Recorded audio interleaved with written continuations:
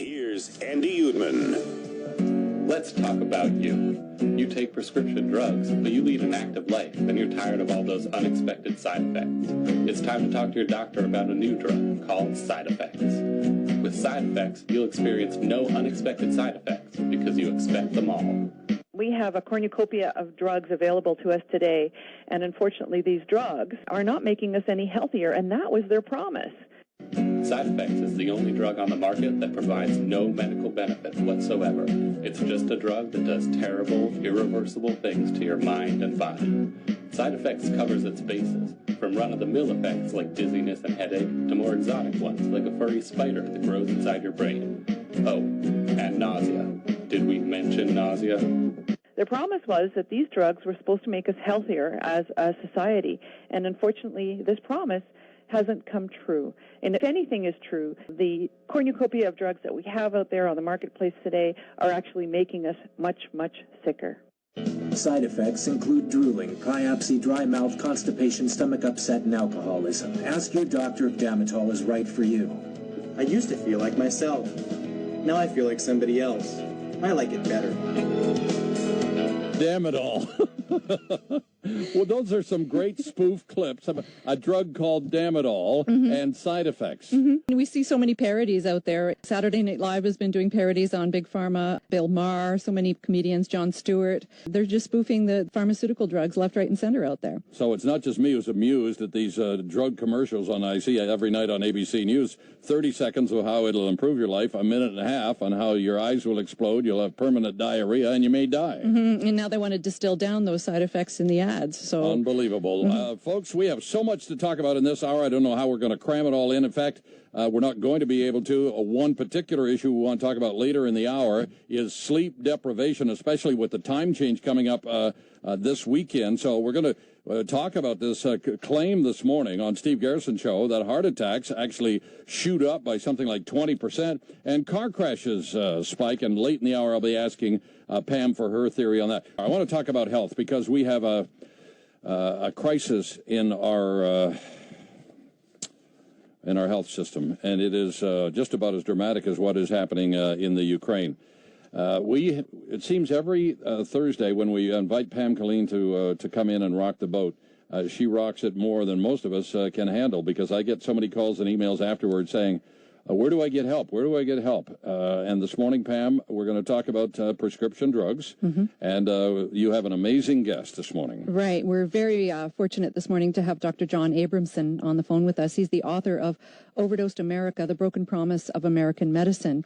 And he is a Harvard lecturer and a medical doctor, and he's here to share with us his concerns about the overprescribing of drugs here in North America. Dr. Abramson, welcome to the show. Welcome to Canada.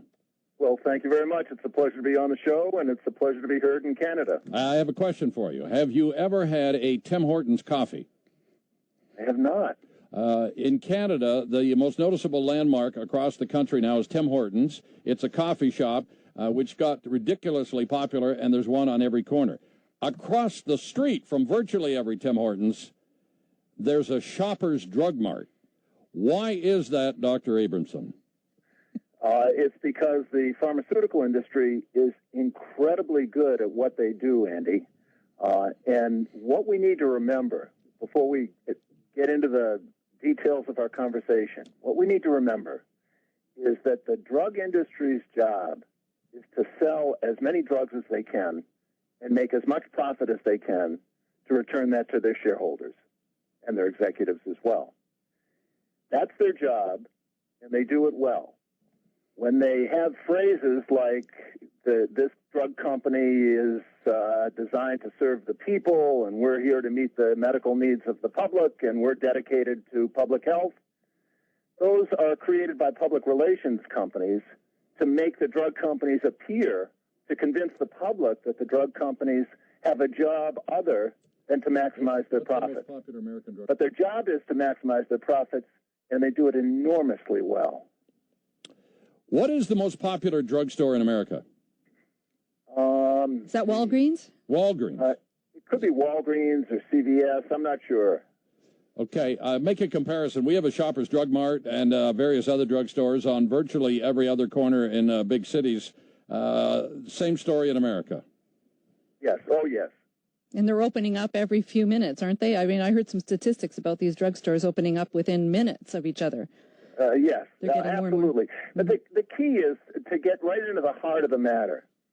The drug companies deciding whether to take a drug or not, and your doctor deciding whether to prescribe a drug or not, would be like going to a gambling casino, to a poker table, and playing poker against the house, except the rules of the game are that the house never has to lay its cards down. It can just say what it has in its hand and claim the pot.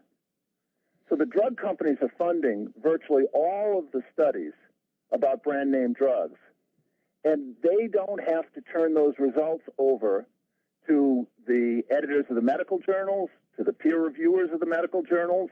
Often the authors, the articles don't get free access to the data. The doctors certainly don't get free access to the data. It's just what the drug companies claim the data say. They keep the data proprietary like the recipe for Coke. And we only find out what the truth is in litigation 5 or 10 years later.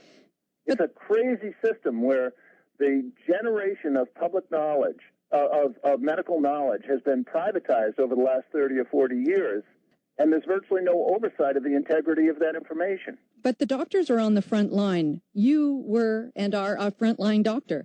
And many, many years ago, you started questioning the system, which resulted in your book, Overdosed America. Are other doctors getting more savvy to these issues? You know, it's an interesting it's an interesting question, Pam. Doctors are getting slightly more savvy to these issues, but as they get more savvy, it makes them more vulnerable. I got an email from an 84-year-old doctor a couple of weeks ago. He said, I'm 10 years behind the time. I just read your book, Overdosed America, and I was discussing it. This is an 84-year-old retired doctor, and I was discussing it with my younger colleagues in the doctor's lounge and trying to tell them how much they're being misled by the misrepresentations of the clinical trials and the medical science.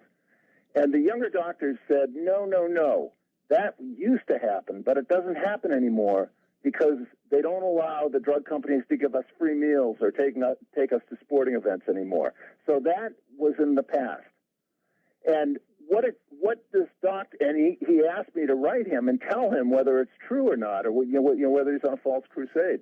And what this doctor's email showed is how skillful the drug companies are at maintaining the belief in the practicing doctors that they're really telling the truth. And until the practicing doctors understand that it's impossible for them to fulfill their responsibilities as learned intermediaries if they can't get access to the real data, until they understand that and they're willing to take a stand on that collectively, then the public is going to continue not just to get cheated out of money, but to get cheated out of their health. And doctors, I spoke to a doctor recently who denied the fact that there's a relationship between the statin drugs and the muscle stiffness that can happen in people who are taking these drugs. She outright denied it was a side effect, yet it's a very common side effect with the statin drugs. She's totally oblivious to this fact. Doctor, let me ask you this question as we wedge our way and drill deeper into this issue. We just had an anesthesiologist in Canada, Dr. Oudman, sent to prison because he was sexually assaulting the patients in surgery. It's an absolutely shocking story, and it's hard to believe that any doctor could be that evil. I like to think that doctors are some of our finest citizens, that they're among the brightest, that they are very committed, that they are hardworking, and I know some absolutely wonderful doctors. So I'm asking you, if the drug companies are able to foist this kind of evil upon us, are our doctors generally that stupid, crooked, overworked, underinformed? How do you explain our doctors allowing all this to happen? Right, that's the key question.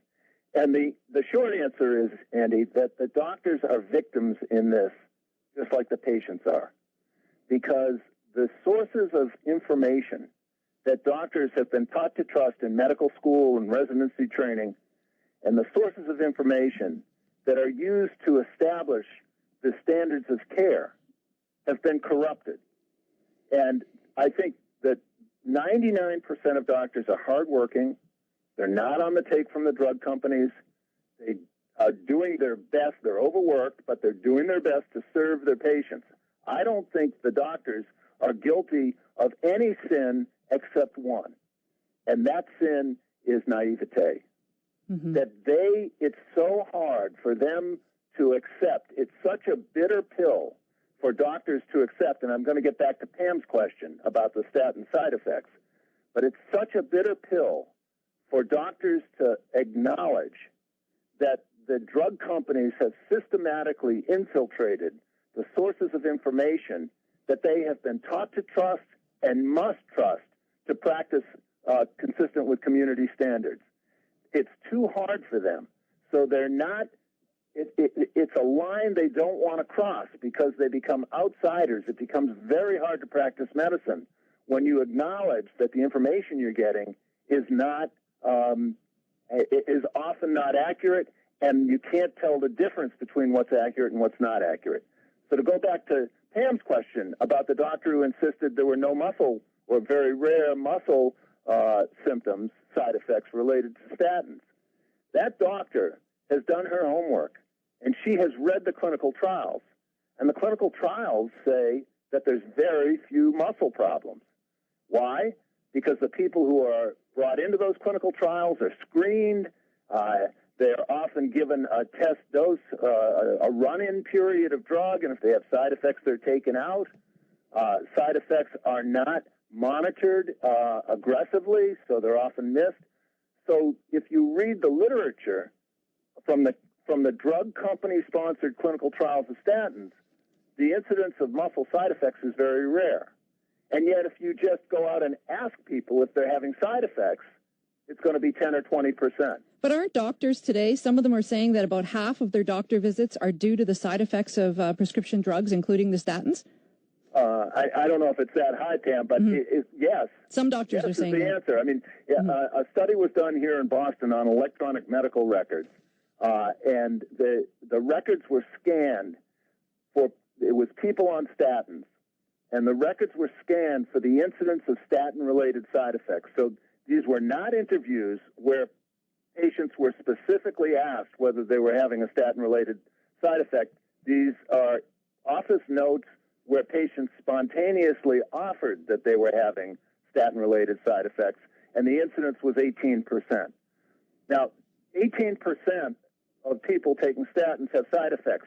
Now, if you look at the statin guidelines, the benefits of statins are nowhere near that. And I hope we can turn to the recent changes in the statin guidelines in the United States and the proposed changes in the UK, because people are going to be stunned at the minimal benefit that statins have for people at low risk of heart disease who are being brought into the population for whom statins are recommended. Now, I want to bring people's attention to the op-ed piece you wrote for the New York Times. This was in November 2013, and the title essentially encapsulates your article very well. It says, "Don't give more patients statins." So what is the heart and soul of your article here? The heart and soul of the article, Pam, is that the op-ed piece came out. We wrote it immediately after the statin guidelines were changed in the United States. And in the United States, the guidelines changed to include about another 30 million people for whom statins became recommended. And these are people at low risk of heart disease. They have less than 20% chance, less than 20% chance of heart disease over the next 10 years. Statins became recommended for all of those people who have between 7.5% and 20% chance of heart disease over the next 10 years. An additional 30 million people became recommended for statins on that day. I think it was November 12th or 11th. The problem with this is that you would think that there was overwhelming evidence that giving statins to these people would improve their overall health, when the truth is that it doesn't decrease their risk of dying at all. It doesn't decrease their risk of having a serious illness at all. And in order to avoid one heart attack or stroke, you have to treat 120 people for 5 years, but that heart attack or stroke is going to get replaced by another serious illness, so you haven't decreased serious illness at all. So you're treating 30 million people for no net health benefit, and at least 18% of them are going to have side effects. And so the cure is worse than the disease, essentially, is what you're saying. Well, the disease is bad, and that's what the drug companies are playing on. How do you... What I'm saying, let me just answer Pam. Mm-hmm. The cure is not the cure, is what I'm saying. That if you want to prevent heart disease, the World Health Organization says 80% of heart disease is the result of unhealthy lifestyle. And turning to statins diverts, not just takes their money, but it diverts their attention from making the changes in their lifestyle that would actually improve their health. That's right. How do you explain Americans being so stupid to have this foisted on them? Well, the Brits are just a few months behind. I think we have a rather unique situation in the United States. Canada spends about 55% as much as we do on health care, and you Canadians have better health statistics than we do in the United States. So my interpretation of this, and I'm just getting into another book now, and this is one of the themes that I want to get into in the book, is that bad medical information doesn't respect national boundaries. They're multinational corporations, and the bad information is spread multinationally.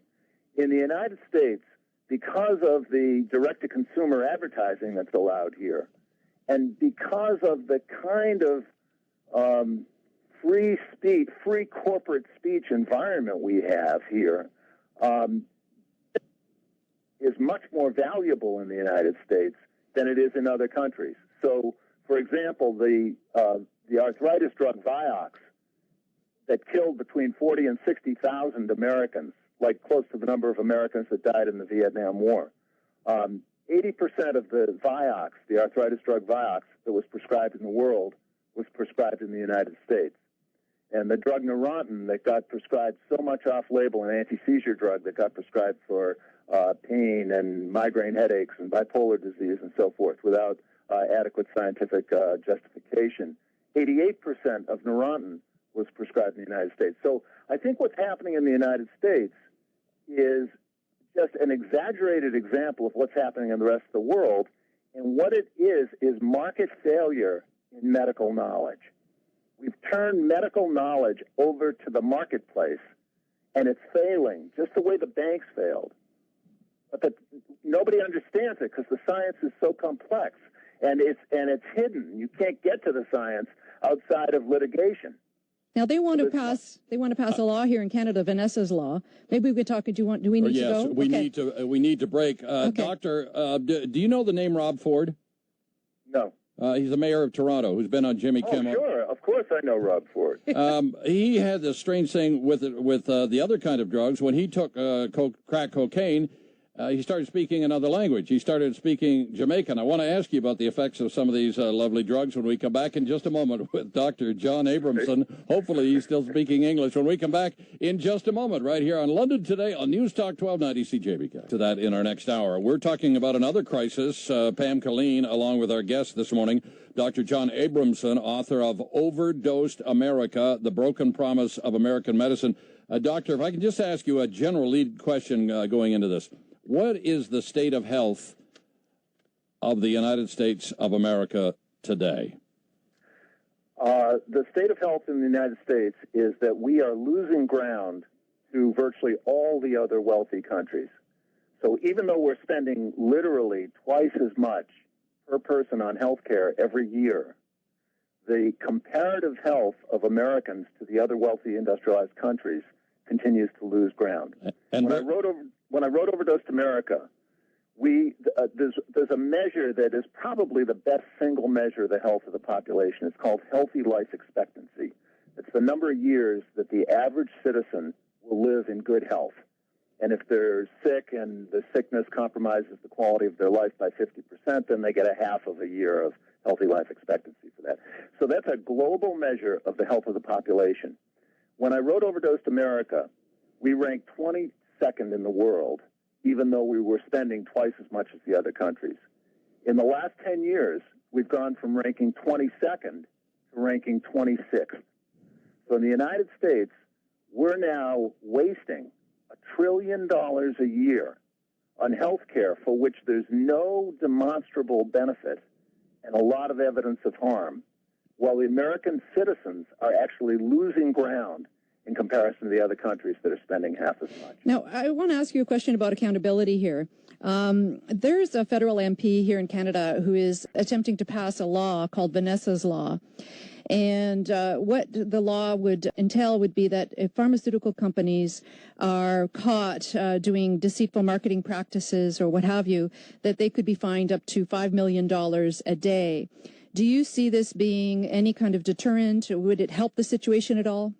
It would help a little, Pam, but in the United States, we've had fines. GlaxoSmithKline just got fined $3 billion for its marketing, illegal or allegedly illegal marketing of a number of drugs, including its diabetes drug Avandia.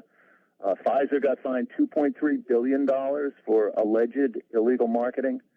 So the business model of the pharmaceutical companies right now is that they expect to get caught and fined, but that those fines won't come close to their ill-begotten profit. That's right.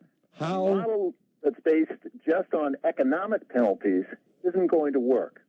When petty criminals go to a convenience store and rob a convenience store of $20, they'll go to jail. The drug companies can rob the government and the people of billions of dollars, and nobody goes to jail. That's right. So there's this asymmetry in crime and punishment, and that's the problem. Until the punishment is greater than the odds of benefiting from the ill-begotten gains, this game is going to continue. And people who understand this field know it's a game. It's a cat-and-mouse game. But it's not a game. People are getting hurt, and their health is suffering. And governments are wasting money. It's like siphoning off the public's tax money to pay for things that aren't helpful. It's not a game, and it needs to be treated seriously. Dr. Abramson, I don't know if you have a political bone in your body, but if you were to run for office with the kind of agenda that you're talking about, would you get any votes? Yeah, I would get some votes. I'd get some very committed votes, and then there would be an enormous campaign against me run by the best public relations companies in the country explaining why my opinion wasn't valid. And people who are trying to be good citizens and understand what's going on would not be able to make heads or tails out of the confusion that resulted. No, we have two camps. We have the misinformation camp, and then we have the truth. I mean, people are getting tons of misinformation. They can't distinguish between misinformation and truth. What do we do about educating consumers? How do we get consumers on board in order to fight this mess? Right. Well, that's a great question, Pam, and that's really where all this heads. So the first issue is to understand what's going on and how very serious it is. Serious for almost every listener will have a family member who's affected by this. And to understand that the drug companies are doing what they're supposed to do in a capitalist marketplace. They're maximizing their profit. They do that by manipulating the information that's available to physicians. Now, physicians and patients together need to rise up politically and demand that the data from clinical trials be made publicly available. Until that data is publicly available, doctors are playing pin the tail on the donkey, completely blindfolded, when they read the most respected medical journals, because that information has not been vetted. It's sitting in corporate vaults, and corporations are making claims about the information. So the first step is to understand how serious it is, and that the information needs to be made public. The second step, which people can do right away, is to understand that 70% of our health has to do with how we live our lives. And we, for the most part, have control over that, whether we exercise or not, whether we smoke or not, whether we drink too much or not, whether we eat a healthy diet. 70% of our health is determined by that. The drug company's job is to take our attention away from how empowered each of us is to make healthy decisions in our own life and help our families make healthy decisions, to expropriate that sense of responsibility for health and to give it to the doctors, ask your doctor, when the doctor's being fed misinformation. You have a politician in the United States who was enormously popular, and they even talk about him for president until he ran into some turbulence recently, and that's the governor of New Jersey, Chris Christie. He's a large man. He has a huge weight problem, and he has suggested in the past that might, in fact, prevent him from running just because he didn't want to embarrass his family. Let me ask you about I want to ask you about a number of health issues in the U.S. and to rank them, but let's start with obesity. How big, how bad?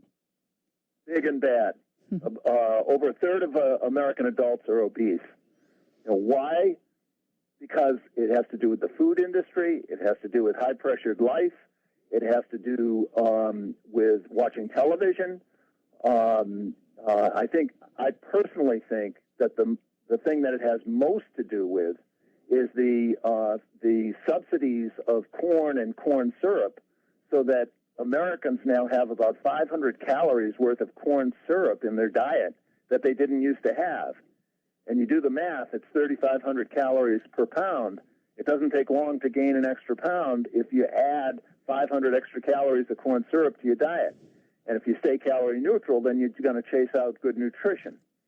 So it's an enormous health problem and an economic problem, and I think it reflects the failure of the marketplace, for the most part, to serve the public interest the same way that the drug industry is showing that the marketplace can't work to set its own values and to oversee the integrity of its own knowledge. We need some government, and government needs to look out for the people. Now, that said, we've got a real problem in the United States, because Obamacare, which is labeled as socialist and a government takeover of health care and the beginning of the end of freedom in the United States, it's all ridiculous. It was negotiated behind the scenes by the drug companies and the hospital industry and the insurance industry and everyone else who has money to make, paying off the politicians. So what we've got in the United States is a democracy of capital, not a democracy of the people's interest. Mm-hmm. And we really got a problem, because it's complicated information, so the public can't get underneath the misinformation that they're getting. Neither can doctors. What is your sense of where Canada's rates on that same score? You're way better than we are. You have a much more vibrant discourse about these issues. It's not perfect, and there are threats to your healthcare system that are very real, coming from the marketplace. But I'm on a listserv with many Canadians. It's a Canadian listserv. And I've lectured to primary care doctors in Canada, and it's a very different experience than lecturing to primary care doctors in the United States. Mm-hmm. Your doctors are much more focused on taking care of your patients and trying to cut through, trying to understand the misinformation, whereas American doctors are much more defensive about the sources of information that they've been taught to trust. So you're way ahead of us, but you could lose ground quickly. And it's really important that Canadians be vigilant about not allowing corporate values to take over the shared human values for your country. Now, you've been in Canada acting as a witness with regards to the DTC ads potentially starting up here in this country. And recently, the FDA announced that they want to distill down the list of side effects that we will hear in Canada simply because we watch American broadcasting. So I know you know a lot about this issue. What do you think about the FDA's recent announcement? Well, I think it's a terrible idea because the side effects are very real. And all the side effects don't make it into those disclaimers. When in litigation, when we get millions of documents and can figure out what really happened in those clinical trials, you find other side effects and frequency of side effects that often hadn't been disclosed. But I think cutting down, the reason why direct-to-consumer advertising took off in the United States in the late 1990s was because the FDA cut down the amount of information about side effects at that point. And oftentimes, when you're watching a drug ad from the United States, you'll see information in Shape magazine, or go to Golf magazine to see the rest of the side effects. Call 800, blah blah blah. I'm sure nobody does. But that was the bargain that was made with between the FDA and the drug companies in the late 90s that they would cut down on the side effect reporting and provide other sources of information. Now they're going to do it again, and in the United States, we're spending about $4.5 billion a year on direct-to-consumer advertising. That's plateaued over the last few years because I think that the drug companies are squeezing out as much money as they can from the public through this advertising. Now, if they cut down the amount of side effects, and you can see the beautiful butterflies and the sunsets and all the happiness for a greater percentage of time in the advertisements are going to be more effective, and you're going to see the drug companies spending on advertisements go up. Dr. Abramson, I mentioned Tim Hortons coffee shops. There isn't one in the country. I don't know that there's ever been one that's closed. You can never go to one without waiting. The lineups are there, whether it's 10 o'clock on Sunday morning or 11 o'clock on Tuesday night. We are absolutely addicted to caffeine, which is going to lead to our segment in our next hour about sleep deprivation. I asked you earlier if you could rank the health issues in the United States in terms of what crises you faced. I mentioned obesity, but would you take us from the top, number 1, 2, and 3? What are the biggest health issues in North America? The biggest health issues are that because medical research has been turned over to commercial interests, we're not getting research, or we're getting virtually no research, on the health benefits of healthy lifestyle and non-medical treatments. So in terms of obesity, in terms of feelings of sadness, in terms of hypertension, heart attack, stroke, all those things, the effective preventive measures that people can do for themselves are getting pushed aside and minimized in doctors' minds because of the thinking that prescription drugs can take care of these problems. So I think the biggest health problem is the expropriation of control of one's health by commercial interests. It's much like the women's movement in the 1960s when they said, the women were saying, don't treat us like objects. We're subjects. Stop treating us like we're just objects to be treated, to be used and thrown away. Now, the market has spread to treat all of us as objects. Our children, our parents, ourselves, we're all as objects. And I think that's the biggest health problem, and that's what we see in the United States. For example, about a quarter of the women between 20 and 49, I think, are taking antidepressants in the United States. It's craziness that we're drugging everybody. Mm-hmm. They're called selective serotonin reuptake inhibitors. And all the theory when Prozac came out in the late 80s was that depression is about a serotonin deficit in the brain, and we can conquer this with our drugs. Well, nobody knows if depression has anything to do with serotonin. We just know that those drugs increase serotonin levels. But we don't know what depression is. I meet a lot of women who are on statins, Dr. Abramson. I meet a lot of women who are taking statin drugs. And absolutely. And those women who don't have heart disease, this is going to be in my new book. A chapter is going to be about this, a woman who was put on statins by her doctor. She wasn't exercising. She was overweight. She was smoking a little bit, but got put on statins because the doctor thought that she was doing the right thing for the patient to prevent heart disease, until the patient had a massive heart attack and a cardiac arrest, and just because there happened to be an ambulance in the neighborhood, her life was saved. Doctor, I'm very sad to say that we have almost no time left. I wonder in the next 1 minute, can you just summarize our conversation for those who have joined us in midstream? And let me get you to start it by reflecting on this question. Who has the greater grip? Putin in Russia on the Russian people with very stiff restrictions on the media, or the drug companies' grip on America? Well, that's exactly right, Andy, and that's the point, and I'm going to discuss that in the next book, because the word is propaganda. And when we look at propaganda in a communist country or a totalitarian country, we see politicians creating the impression that there's national sovereignty and there's a collective support of a government that doesn't really represent the people. But that propaganda in the liberal countries, in the marketplace-based countries like Canada and the United States, that propaganda takes a different form. It's not plastering a single politician's picture on the wall. It's in bombarding people with these commercial messages that redefine how they approach the quality of their lives and their family's health.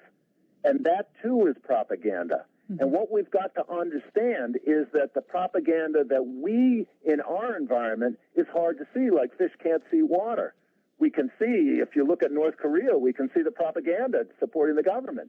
But now, with those same eyes, look at the drug advertisements and the influence of the drug companies on the medical journals, and that's a commercial propaganda. And that takes away our freedom just as much as political propaganda. Fascinating. What is your book going to be coming out this year, Dr. Abramson? No, I'm just starting on it, so it's going to be a couple of years. Okay. Have you got a title picked out as yet?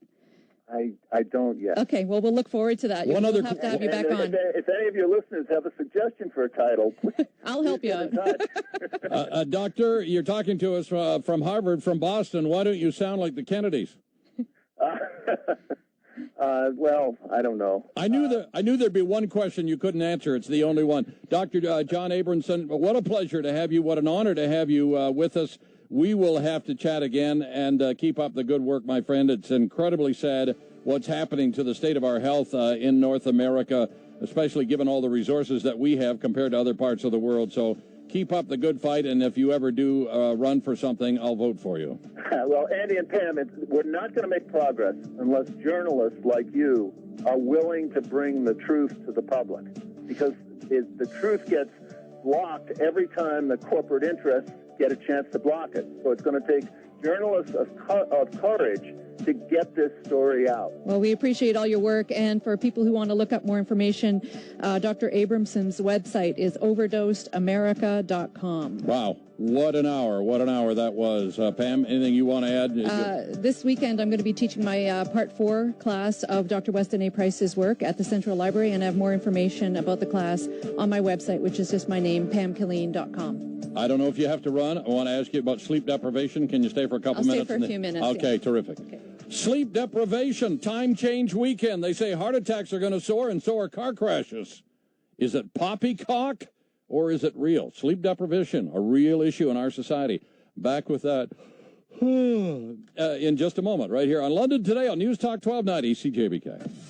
Yeah, we're so sleep deprived as a population that what basically happens is losing that one extra hour of sleep. And you think, what's an hour? Actually results in more workplace accidents. It actually results in more traffic accidents. And it may actually even result in more people having heart attacks. I don't know. I don't know what to think. The doctor that Steve Garrison had on this morning says heart attacks spike after the time change weekend, which we're heading into, and car crashes spike. Gee, I was going to go out driving this weekend, but I think I'll hide in my basement. I don't know. I don't want to be really facetious. I know we have a sleep epidemic. Dr. Brock Rondeau, a sleep specialist who travels around the world and speaks on this issue, has been a guest on the show. He's right here in London, Ontario, right at Huron and Highbury. But Pam Killeen has to dash out the door because she's about to play tennis. We never talk about this. You are an accomplished tennis player. Holy smokes, are you good. I can't believe the tournament you're going to, the tournament you're winning. You're going up to Western. Anyway, we don't have time to chat because you literally have the car running. Sleep deprivation, number one question. Do we have it, and how serious? It's very serious, Andy. And the statistics that I think we're reading about every day about the problem around sleep deprivation, insomnia, and so on, I think the numbers are way lower than they really are.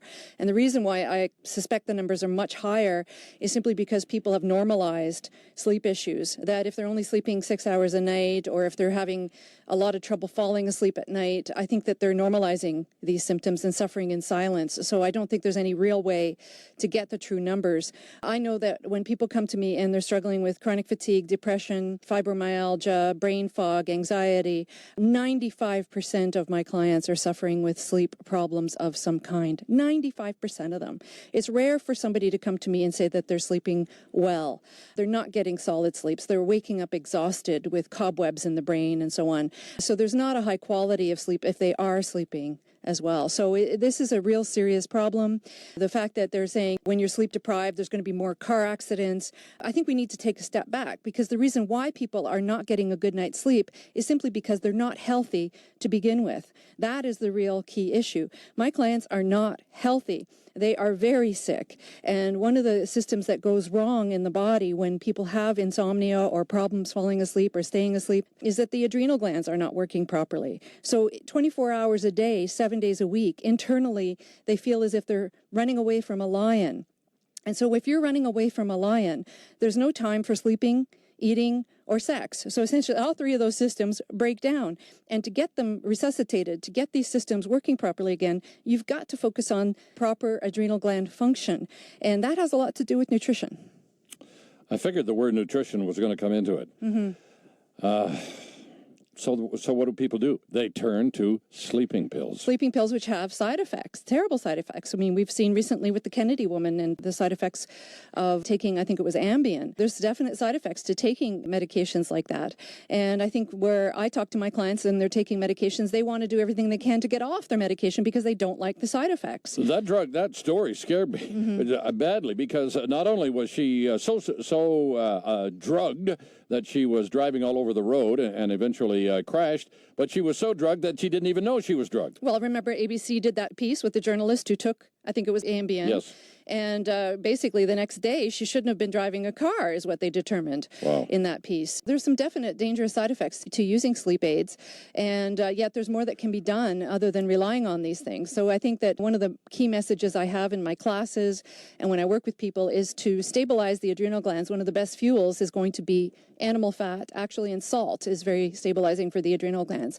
So my clients usually increase their intake of animal fat, increase their intake of salt, and they can sometimes notice improvements. But I mean, what I'm talking about is very complex biochemistry, and it can take many, many months in order to stabilize the adrenal glands so that people have a good night's sleep. You got a tennis game to go to, you go. We're going to take a short break. When we come back, I want to play you a portion of an interview with a doctor that Steve Garrison interviewed this morning, who says heart attacks literally spike around this coming weekend, the time change weekend. And then I want to talk to the police. Is it true that car crashes spike? But Diane wants to jump in now. Yes. Is it advisable to take melatonin? Because I was told by a friend that they take melatonin before they go to bed, and it helps them sleep, and they feel refreshed when they wake up in the morning. There's a couple problems with taking melatonin. Number one, melatonin can throw off a female's menstrual cycle. So there are side effects to taking melatonin. The other problem with taking melatonin is that it can downregulate your body's ability to produce melatonin on its own. And the third problem I have with melatonin is that it's really not getting to the root cause of the problem. So if it's an emergency and people only take melatonin from time to time, I don't see a problem with that, but the trouble is people are using melatonin day in and day out, and that's where you're going to see some problems. Pam, you go, and that's an order, because Pam has a tennis game, and I don't want to get in trouble with her. Okay. Diane, sleep deprivation, do you see it in the people you associate with? Yes, I do, and in myself.